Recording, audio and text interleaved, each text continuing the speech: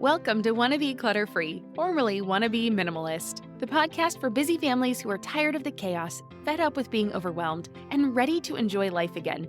Each week, we talk about how to let go of the clutter so that you can focus on the things that actually matter. And it's not just physical clutter. We talk about the mental and emotional stuff too, because if it's holding you back, it's time to ditch it. I share what I've done in my own life to declutter, organize, and calm the chaos, but you won't just hear it from me. There are amazing guests too. It's practical, doable, and simple for those of us that want to be clutter-free. Well, hey there, my friend. Welcome back to the show. I'm Deanna Yates, and you are listening to episode 182 of the Wannabe Clutter-Free podcast. On today's episode, I'm chatting with celebrity chef Marcela Valladolid about how we as parents can remain sane during housework. I mean, she is a busy mom with so much going on, and she has a very interesting perspective on how to keep up with housework with everything else she has on her plate. Marcella shares tips and tricks that we as parents need to take to make these tasks a breeze, ultimately making us happier parents with more time on our hands to do things that we love to do with our kids.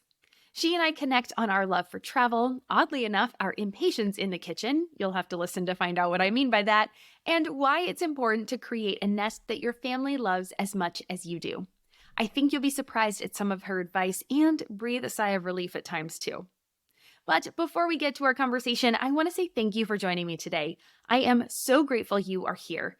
If you enjoy what you hear in this episode, can you please do me a favor and share this with someone you think would enjoy it?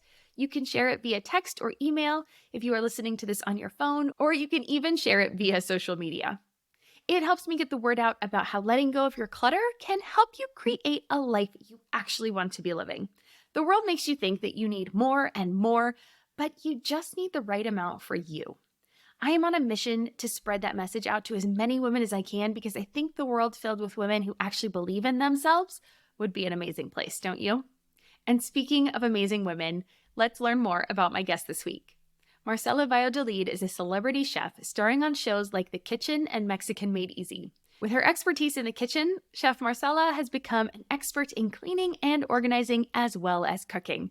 She is now the cleaning ambassador for the well-known Hispanic cleaning brand All In USA, which includes Pinolin, Chloralin, and Ensueño laundry. Give this episode a listen, and when you are done, head over to wannabeclutterfree.com/182 to get the show notes for today's episode with links to Marcella's website and some really amazing things that she has got going on this month. Again, you can find it all at wannabeclutterfree.com/182. And now, let's get to our conversation. Well, hi, Marcella. Welcome to Wannabe Clutter Free. How you doing today? I'm good. How are you? I'm clutter free. I love it. I am doing great today. We were chatting before this, and we are both in San Diego, which is so fun. And so I am just really excited to talk about today. We've got a lot of fun topics. So before we dive in, though, tell us about yourself. You've got a lot going on. I do. But I have to say, when you mentioned like clutter free, my most important job and the one I take more seriously, and you can ask anybody in my life, it's about this home looking good. Like seriously, it's an obsession. I was thinking about it this morning. I sit out, Philip takes the kids to school in the morning. I'll introduce myself in a minute, but he takes them to school in the morning. My partner, he takes the littles to school. I have an older son, but he heads to work. And I sit here by myself for an entire hour before my day actually needs to start. And this place is like my sanctuary. So I take everything so seriously when it comes to my house. But yeah, I'm the CEO of my home and my business, Casa Marcela. I'm a chef. I'm an author. I'm a mom of 3 plus 2 furries, a cat and a dog. And I am the cleaning ambassador for Ensueño Laundry, Pinalin, and Chloralin, which I'm very proud of. And it was like the perfect, they found me because they were like, okay, we follow you and you're obsessed. So this will work. So that's my jam. Yeah. So many hats, so many different things going on. And I am really excited. You have this gorgeous tree behind you. We're heading right into the holiday season and your home, yes, looks absolutely gorgeous. I love it. That tree is beautiful. Thank you. Thank you. So what led you to becoming a chef? I want to talk a little bit about that. Did you start off as a chef? No, I always thought I was going to be an architect, believe it or not. I didn't Really? professionally, I've always only been a chef. But my entire life, I thought I was going to become an architect. Went to architecture school. And people tell me this all the time like, you still are an architect because I'm constantly, food is so much about composition. I personally like aesthetics in Hmm. presentation and food and decor. Like, I am an architect in so many ways in my career, and how I build my books, how I design them, how I design recipes, how I plate them. Like, I am an architect. But no, I come from a family of the most amazing cooks. And my aunt, Marcella, we have the same name. She opened up one of the first culinary schools in Mexico, in Tijuana, in Baja, where I grew up. And I was her assistant one summer when I was actually in architecture school in Mexico. And just by being her assistant, I was like, and to be honest with you, I didn't grow up cooking. Like, it was a rite of passage. You really didn't mess with the kitchen. Like, the adults handled that, the moms or whoever, but I was not in there. They had no patience for it, to be honest with you. But when I did it with my aunt, or when I assisted her that summer, I was pot washing and cleaning lettuce and just doing the prep work. And I just really loved not even the cooking part of it, but the way, we're very proud Mexicans, the way she spread the love of the culture. And it felt like such a, thinking about it now, like it gives me goosebumps. The way she was able to get people to fall in love with our culture through food, as a young woman that would literally cross the border to go to school in San Diego every day. That was my life. It felt so interesting to me because going to school in San Diego, I did high school in San Diego. Um, it was crazy, the misconceptions that they had about not only our food but our culture. Like, all my Americana friends, all my friends from San Diego, and it was crazy to me that we were so close to them, right on the border, and they had such a huge misconception of how we live, how we eat, how we celebrate our culture. And seeing my aunt do those classes, I was like, what a wonderful vehicle to show them how cool we are. And I dropped architecture school and went to culinary school, and here I am speaking to you now, 20 something years later. I love it. Oddly enough, I actually worked for an architect myself in Wow. Chicago. Yeah, There you totally. go. I think I should have been an engineer, but I bring that puzzling to all of my stuff. So I absolutely relate to that. I love that you had something that was close and near and dear to your heart, and then you really figured out and you're using those aspects.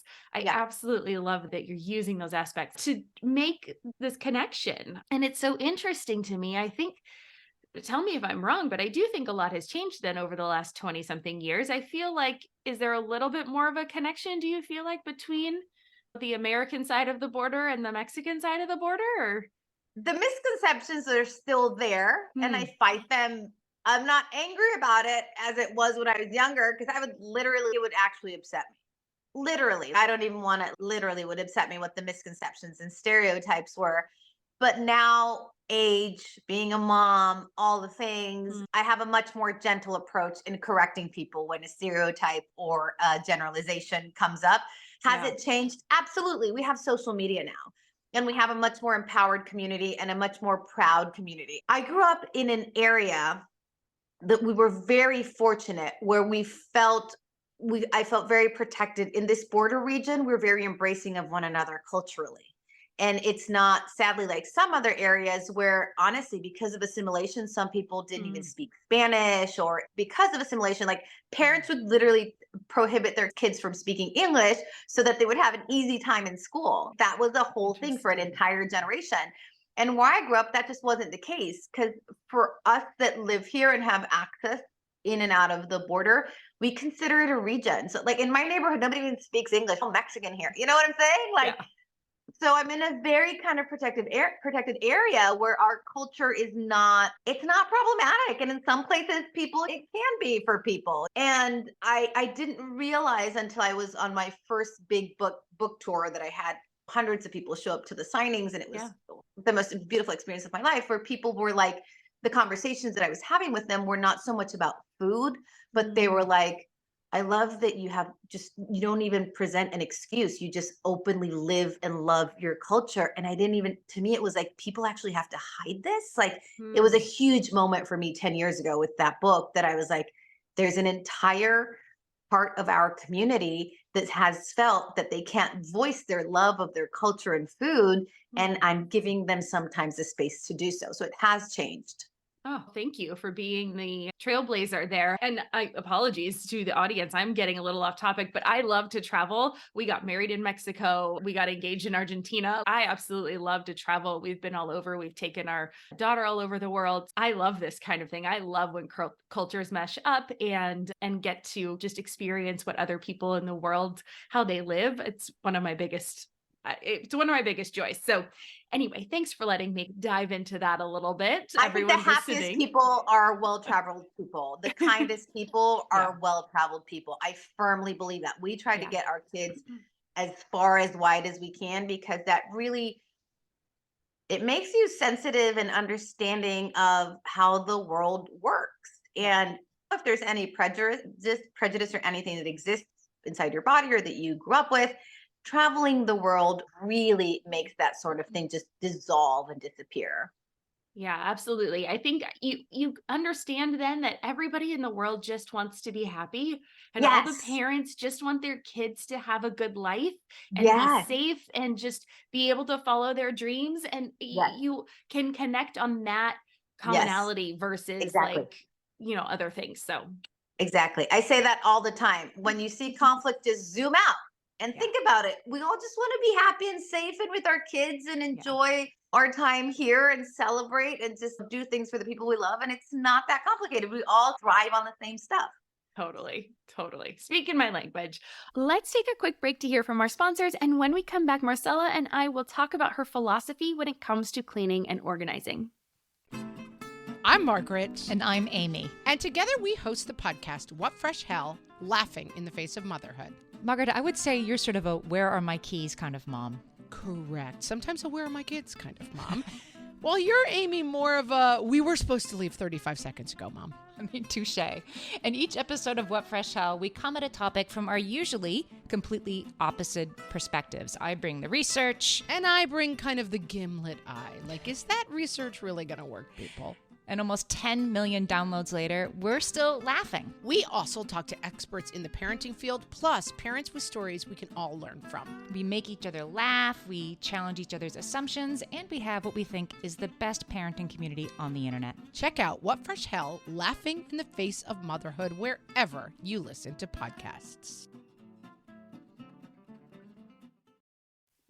All right. Well, you are so busy. Tell us, how do you make time for it all? How do you make time for this beautiful house you have and your chef business and your author business and all of the other things you've got going on with the littles and all of that? So let us in on that secret. Yeah, I get asked that question all the time. Like, how do you achieve balance? And my honest answer is I don't. Mhm. I constantly feel like things are getting away from me. I am human, and I constantly feel, honestly, not as much as I did when I was younger. And I'll tell you why, but I used to always feel like I was failing at, there were so many aspects of my life that I felt like I was doing all of them at 60%. And I think with age, I've been really fortunate. Now I'm much more selective of what I do with my time and my energy. And now my giant focus is obviously on connecting with people through food, either with my books or with my classes or social media. And that takes up so much of my time. But my biggest priority, fortunately, I am able to now make it my home and my family. And I am obsessed with it. You'll see it on my social media. I'm constantly posting about how, and I just gave this advice to one of my assistants that's getting married. And I was like, you know what? Building a business is amazing. Financial stability is amazing. But I think there needs to be more people out there that say your home and your family is what's going to give you joy. So you also need to make sure to give that time and attention. It shouldn't be secondary. It shouldn't be what you do with your leftover time. Like, it should be the thing that you're building, because then you get to my age at 45 and you're like, what did I build? Where am I standing? Who's standing here with me? And prioritizing my life and my family and my home and as might sound like superficial to some, but literally keeping it clean and organized and gorgeous, and a place where my kids walk in and I see them. I see it in my kids. They walk into this home and they don't want to leave. They want their birthday parties here. They want all of the Christmas dinners to be here. They don't want to do play dates at other kids' house. They want to come here. They want to eat the food here. And I'm like, that's what I built. I built this house, and I built a space that my family never wants to leave, but I had to make that a priority. That perspective of building it to be the place where they want to be. And I've thought about that as like the sanctuary, right? They walk in, they feel comfortable. But the way you put that is so amazing. Like just looking at it from that perspective of, I love that. They want to have the play dates there. And we have that house too. And I hadn't really put it in those terms. I hadn't really thought about that. But yes, our daughter does like the fact that her room is neat and organized in a certain way, and she can get all the stuff. And she likes having her friends over to share that experience. And so interesting. I like So it. interesting. I hosted Thanksgiving, which was obviously on a Thursday. And that night, I have a teenager who's 19. He's like, can we do this again on Saturday with 20 of my friends? And I was like, yes, we can. He forgot about it and we didn't. But my immediate response is going to be like, dude, I just cooked for a week and I was prepping the house for a month and I set the table last weekend. And I was like, if I don't say yes to him, you know what I'm saying? Who asked their mom to cook a Thanksgiving dinner at 19 with their friends? I was like, that's a privilege. That's a gift. That's a result of what we've created. Philip and I have created here in this space. And I was like, yes, dude, I'll do it. I'll figure it out. And then he was like, no, I'm going to my dad's house for the weekend. So I was like, score. Yeah. And giving yourself that moment of saying yes.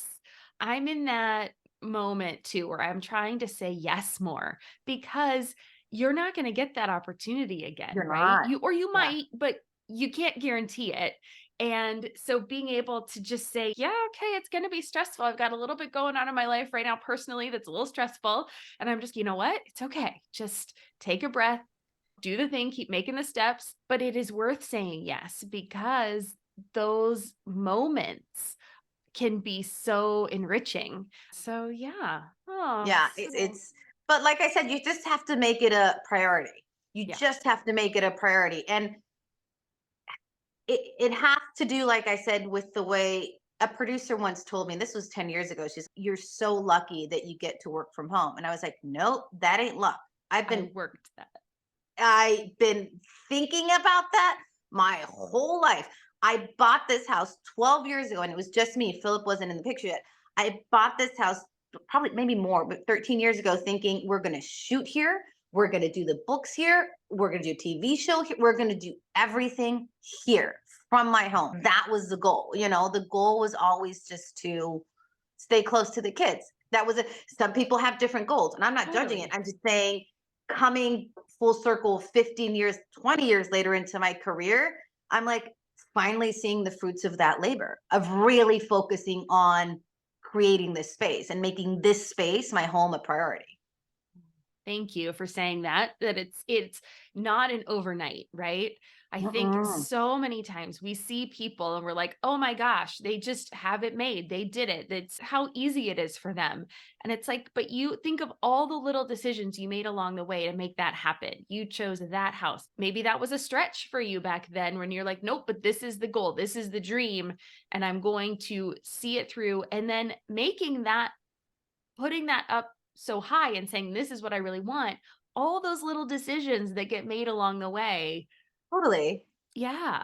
And if anybody's watching this, I think you'd think that this would be the goal and that people would put it on their vision boards, but sometimes they need to be reminded because nobody talks about this goal. And I like to tell young people all the time, keep that there. Put that family, if that's what you want, right? If you want to reach 50 and just be alone and travel the world, you might be completely, I know people that live their life like that and they're fulfilled and happy. But if family and home is your goal and what you grew up with and what you associate with happiness, you need to make it a part of your vision board. You need to make it needs to be a part of the goal, because it's not going to show up when you desire it 20 years later. You have to build it just like a company. Yeah. Okay, so how do you balance the two between the cleaning, organizing, And I know we talked about balance, but Yeah. I do think people are listening going, okay, but it still sounds like she's got so much going on. Are Yeah. there things that you don't do in your house for cleaning and organizing that maybe people think, but everyone says I have to do this thing, but maybe you're Yeah. like, but that doesn't really work for us? Or Yeah. I think, and I mentioned this, since being the cleaning ambassador for Ensueño Laundry and Cloralen and Binalen and these guys, I tell them all the time, it's part of it is very genetic. My dad used to wake us up at 6 o'clock in the morning so that we would sweep our rooms, clean our rooms, vacuum our rooms, make our beds. He was very strict in that sense. He was very religious. And I grew up in a very cleanliness is next to godliness. Like that was a thing. So for me, for whatever reason, clean and no clutter reduces like my anxiety by 90%. Walking into a cluttered space, I have two pets, a smelly space, or seeing dirty windows, like a sprinkler broke and it's been sprinkling water on my kitchen window for a month and I still can't figure out which one it is. And every time I walk back there, I'm like, ugh, I hate the way this feels. Yeah. And it's so silly, but it's like what I was talking about before. Prioritize what's important to you. And for me, this house being clean is priority because I will literally get myself in a bad mood if it's not. I also went to culinary school where we had one chef, Chef Konomak. I remember him. He was awesome. But he had a giant sign in our kitchen that said, clean as you go. And I adopted that. And I am constantly cleaning without, and I think this is a good tip too. Like, if I see something dirty, I'm able now to say, I'm not going to deal with this whole area. I'm going to pick up that sneaker now. I'm going to wipe this surface now. I have those Cloralen wipes all over. They're hidden. They're like hidden gems all over the house. I've got kids and 2 dogs and 2 pets. I will whip them out and I will just clean that space and keep going, even if I'm testing recipes, but I will no longer walk past something that's not clean or organized or in its place. I developed a system. It used to be like, oh, I'm not going to go upstairs and take the sneakers. And now I have a basket at the bottom of the stairs and everything gets dropped in that basket. And on my next walk up the stairs, the basket makes its way upstairs. You know what I'm saying? But it's a way to keep this area organized. So I've kind of developed these little systems to keep it clean. But honestly, it's almost selfish because I just feel so good when it's clean and when it smells clean. It's so important to my, mental health. Totally. Oh, okay. Couple good things you broke down there. First, I love that you have those wipes stashed everywhere because that is such a good idea that they're hidden, right? Because I think people think, oh, but I don't want these all over my house. So hiding them away, but having them easily accessible. So there's no excuse of, oh, I have to go upstairs to grab them or I have to go into the kitchen to grab them. Very interesting little tidbit there. And then I want to get into the cooking aspect in just a second, but also the basket at the stair, love it, right? And just that moment of, yes, it doesn't have to be, I'm going to clean this whole area. I'm going to take this time and this is my cleaning time. It is just like, as I pass, I'm just doing it as I go. So it makes it easier. Yeah. Totally. That's such a great point. There are definitely moments, especially on the weekends, where I assign entire days to like the whole yard and the deck and Philip, and we'll all get in on it. And I'll give my kid $5 to clean all the windows. There are definitely moments like that. But the reality is, you just can't let it build up because then when it does, that's when you get overwhelmed and you're like, I'm just not going to deal with it. So instead of thinking as cleaning of a task that you definitely have to set aside, I agree. Like for laundry, there's tasks that you have to set aside a certain time for. But I've become, and this happened with age and maturity and having to deal, like I said, with dogs and kids and pets and cats and the whole thing, to just see something and pick it up. To literally use a dish, wash it, put it away. Just clean as you go. It takes 30 seconds to pick up a sock, pick up a sneaker, throw it in the hamper. Just clean as you go. Don't be like, oh, I'm going to do that later when I'm dealing with the whole cleaning situation. Just clean as you go. Put a sign up in your kitchen that says clean as you go. Let's pause for another quick break. And when we come back, Marcella will let us in on a secret when it comes to her kids in the kitchen. Yeah. Okay. So let's take it to the kitchen because I do love to cook, but sometimes it can feel a little too difficult because the whole cleanup process and all of that going on. So obviously as a professional chef and someone who spends a lot of time in the kitchen, I'm assuming you have some ideas for how we can keep that cleanup process easier. Totally. Well, I think the biggest one is like working with multi-purpose cleaners. So you're not Mm, whipping out 40 different products and just having them close by. So having a multi-purpose cleaner that's safe on all surfaces, I think that's a really good one. But like I said before, I think the biggest one, I think people would be surprised, like chefs are usually moving so quickly in the kitchen. And I actually am, that's one of my fortes as a chef. I'm actually very quick in execution. But I am not exaggerating if it's just me in the kitchen, especially if I'm entertaining, because there's nothing worse than hosting and having people peek into your kitchen and seeing a disgusting mess while they're sitting in your dining room. Like, I will not sit down with guests at a table unless my kitchen is somewhat clean, at least dishes in the dishwasher. And the only way to get there is to literally clean as you go. I will quite literally use a bowl to mix something that's in the earlier part of the recipe. I will walk over to the sink, I will wash it and I will dry it and I will just set it there and continue with my process. And you might think this makes your cooking process longer, but for me, it works. It works to use a measuring spoon, wash it and hang. I have all my stuff hanging on hooks on because I cook. There, it's hanging all over the kitchen. I'll wash it, I'll hang it. I'll wash it, I'll use it, wash it, hang it, use it, wash it, hang it. And that's just my process. And it's made such a, I will literally use an ingredient. I'll use all of the pantry ingredients, keep them at the corner of my board. And then when I'm done with it, I walk around my island and put it all away to declutter my space. I mean, for me, it's just about keeping the space in front of me clean. So clean as you go is like my mantra. mm. All right. I'll have to try that a little bit more. Clean as I go. Yeah, My husband and I split currently. So it's really nice because I do most of the cooking. He doesn't really enjoy that part. So I will do most of the cooking and then he does thankfully clean, which is that's really nice amazing. to not have Philip to do all is of the it. pot washer too. He loves it. But I yeah. love that. But it is nice to not, I don't want to leave a complete disaster for him in the kitchen. So I love this idea of just as we go, if we can clean up, at least get the things soaking so that they're easy for him to clean Totally. afterwards and that kind of stuff. So Totally. And very it sweet. might seem silly, but even if you're not going to wash them, even organizing the dirty dishes is, I think, helpful when he walks into the kitchen, even if they're dirty, but if they're nicely stacked next to the sink. Don't let him Okay. walk into Hiroshima. You want him to walk. I will literally, because Philip does the Yeah. dishes as well. Often I'll do the cooking and he'll do the cleaning, or vice versa, because he cooks a lot too. Nice. And we're both really good at least organize the dirt and just keep the dirty in one spot. Like maybe not all over the kitchen, maybe bowls stacked, maybe plates stacked. And that just mentally just makes it a whole lot easier.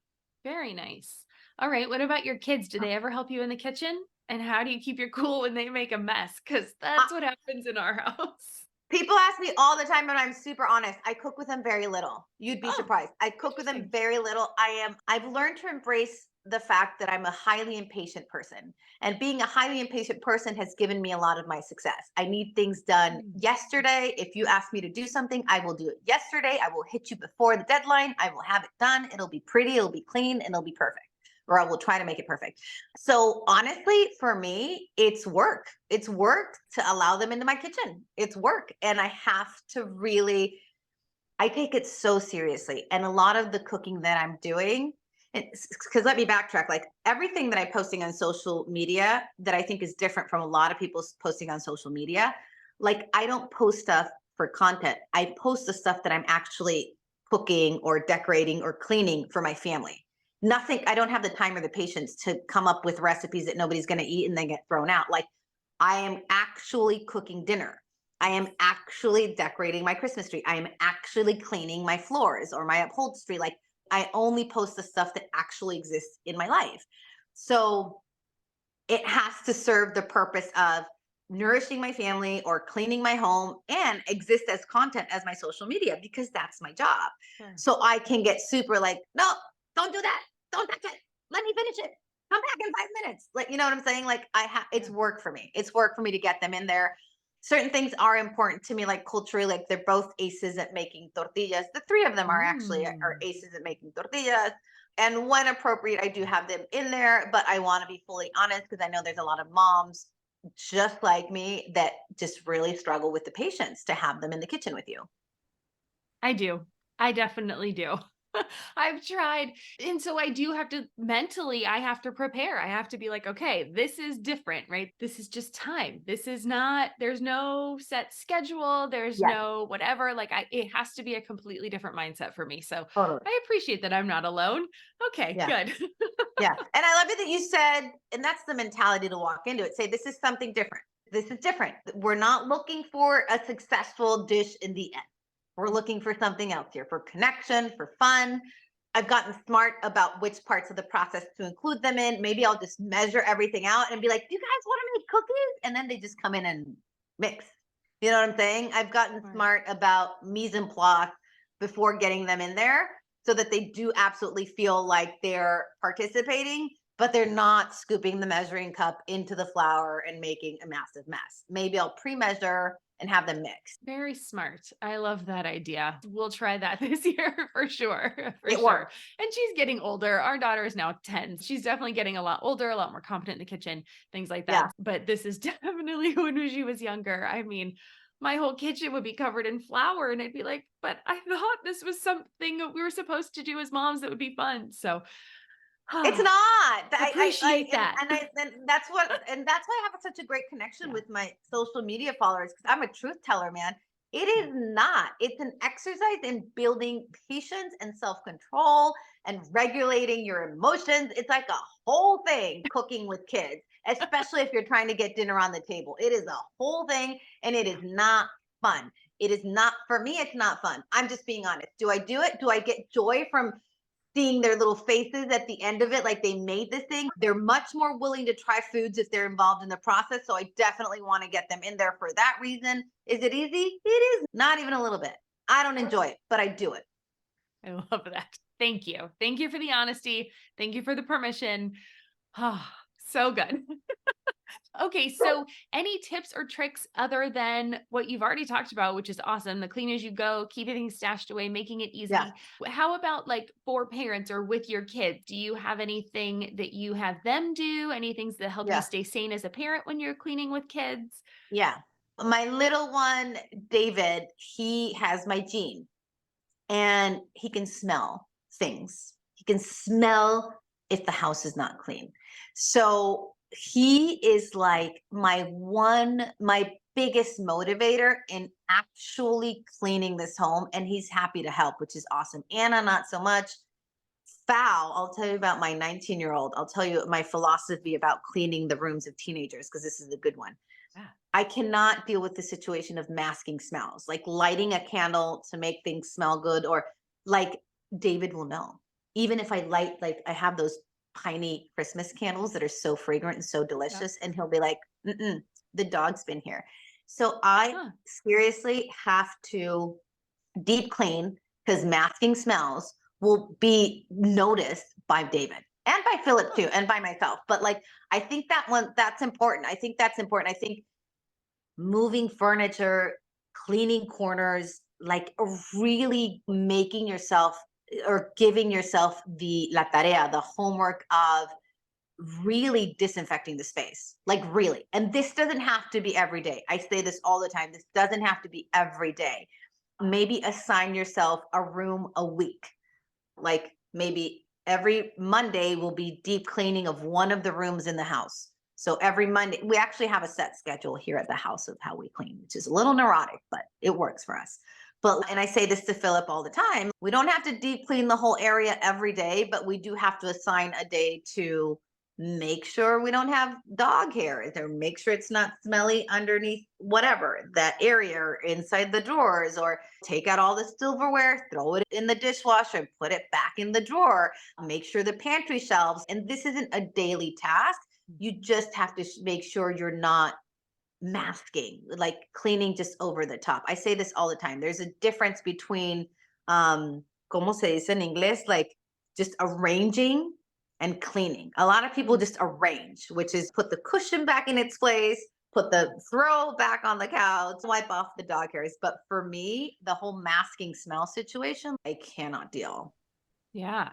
It's interesting, right? It's a very similar dichotomy between like decluttering and organizing, right? Getting rid of the clutter and then only keeping what you need and then making that organized.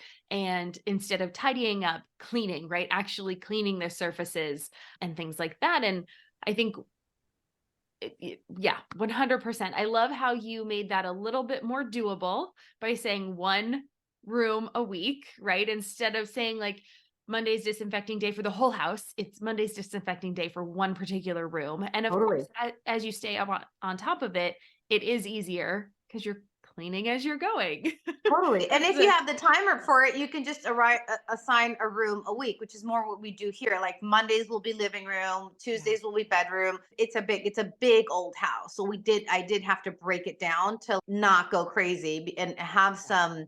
It seems a little nutty, but if you actually write down a schedule, even if you like skip a day, fine. If Monday you miss bedroom day, who cares? You'll get it next week. But what I'm saying is have some sort of schedule, and then Tuesday, you'll do the bar area that I'm looking at. And if it doesn't happen in a couple of deep cleaning doesn't happen in a couple of weeks, we will survive. But you get yourself back on track when you have a moment. Yeah, I love it. I call it the doable dozen in our house. We have the 5 daily things I do, and then 7 things that I would love to do one a day. But if I don't get to it that day, then I know I only have one extra thing to catch up on the next day. Or if it's a really busy week, we can spend the day Saturday morning cleaning up and catching up on those 7 must do tasks for the week. So yeah, I think I'm similar in philosophy of like, it doesn't have to always be like so perfect, but if you have the outline, you can live within the outline to rearrange it to fit with whatever's going on that day. Yeah.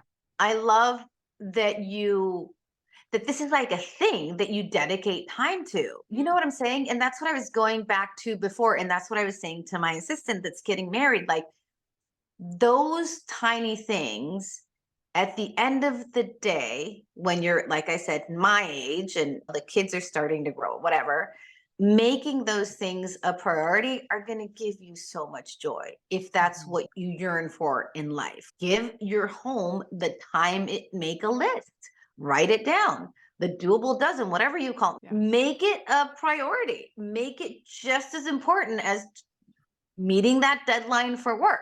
This space is where your kids will not remember that you turned that thing into their boss on a deadline. They will not care. They will remember the smells. They will remember where things were. They will remember what it looked like. So make it a priority to keep your home beautiful for them. Yeah. Get back to what really matters. And at the end of the day, we're recording this right after Thanksgiving. And so, yes, all of this thankfulness for what are you thankful for? And really, you could be thankful for the littlest things. And I wrote down like 100 things I was grateful for just to do it. And there were things like the sunset, like the way the sunset looks on a certain street, the fact that we have running water. But of course, the major things on the list were all of the relationships. Totally. And that's what having a home helps you build. It's the nest. It's the place where your whole family gets to come back and be together. Yes, absolutely. 100% agree. So good. Marcella, this has been wonderful. I could just sit and chit chat with you all day. I'm going to have to come down. You're not very far. We're going to have to meet up sometime. Come down and visit. Literally, I will show you. The door is literally always open. Can you see the door? It lives open. It lives literally open because the neighbors will come by and then the kids will run in and out. My front door doesn't face the street. Otherwise, perhaps I wouldn't do that. It's hid in the back. But literally, whenever you want to come down, the door is literally always open. I absolutely love it. We'll definitely connect offline. But tell listeners where they can find you because they're going to want to connect with you for sure. Yeah, if they want to find all of these products that I was talking about in Sueño, Laundry, Pinalen, Cloralen, they can go to Amazon. And life is so easy when you can just get on Amazon and find all of the things. And it's so funny. I was shopping the other day and it was so crazy that my picture popped up. And I took a screenshot and I sent it to Philip. And I was like, oh my God, I'm shopping for cleaning products and I'm right there. But anyway, no, they can find, so you can find me, you can find my picture on Amazon with cleaning products. But you can find me on Instagram is where I do heavy interacting with my followers. And I love them so much. I named my last book after them, My Familia. Casa Marcela is my website where I often have, that's the other job. I bring artisanal product from Mexico that I either design or curate myself, the architect coming out. And we've had such great success with that as well. But honestly, we're launching a massive cooking class for December for Navidad with a Mexican Christmas menu. And all of that happens through Instagram or via my newsletter, which is at casamarcela.com to sign up. So it's all there on my gram. Fantastic. At Chef Marcela. At Chef Marcella. Okay, we Yes. will make sure that all of that is linked in the show notes so people Thank can you. find you. There's lots of different places. So we'll make sure we get all of that linked so everybody can find you. And then my favorite way to end every episode is with 3 rapid fire questions. So the first one is, what does clutter-free mean to you? My clutter-free home means a clutter-free mind. So true. Oh, so good. Mhm. Okay, Mhm. number 2, what is one thing you want listeners to take away from today's show? That making your family and your home a priority is a very good thing. So good. And number 3, what is making you happy right now or in this season of your life? Decorating for the holidays because I'm hosting Christmas. So the thought that it won't just be my little family, it'll be my sister, my brother, their kids, my aunts. So excited about this season and family and hosting and cooking and just having everybody over. Oh, so good. So good. Well, again, thank you so much for today. This was wonderful. And I know everyone's going to want to connect with you. So have a lovely day. Thank you, my friend. Happy holidays. Happy holidays. Bye. Bye. Wasn't that a great episode? I really enjoyed connecting with Marcella, and now I can't wait to connect with her in person since we're in the same city. She had some amazing nuggets of wisdom, and I love that she gave us permission to lean into who we really are, whether that's in the kitchen or in our everyday life. But I would love to hear your thoughts on the episode. What stuck out to you? I would absolutely love to know. So please comment on this post on Instagram or send me a DM. I'm Wannabe Clutter Free on the social channels, or come on over to the Wannabe Minimalist family group on Facebook and share with the community. There will be a discussion thread for this episode, and we'd love to chat with you in the comments. You can also leave a review on Apple Podcasts, a comment on this episode on Spotify, or a comment on YouTube. And remember, if you know someone who could use a little cleaning and organizing help, then go ahead and share this episode with them. It might just be the thing they need today.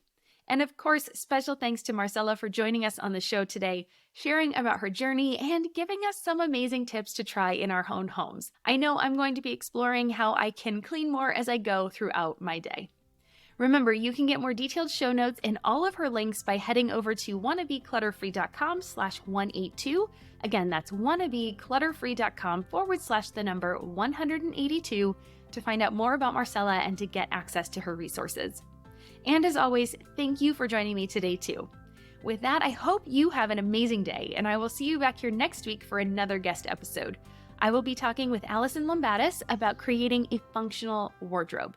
We chat about her tips and tricks for decluttering, getting over guilt, and even where she recommends shopping. It's going to be a great episode. Make sure you are subscribed so you don't miss it. Until next time, take care, keep things simple, clean as you go, and remember, I believe in you. I'm Deanna Yates, and you've been listening to Wannabe Clutter Free. I'll see you next week. Cheers.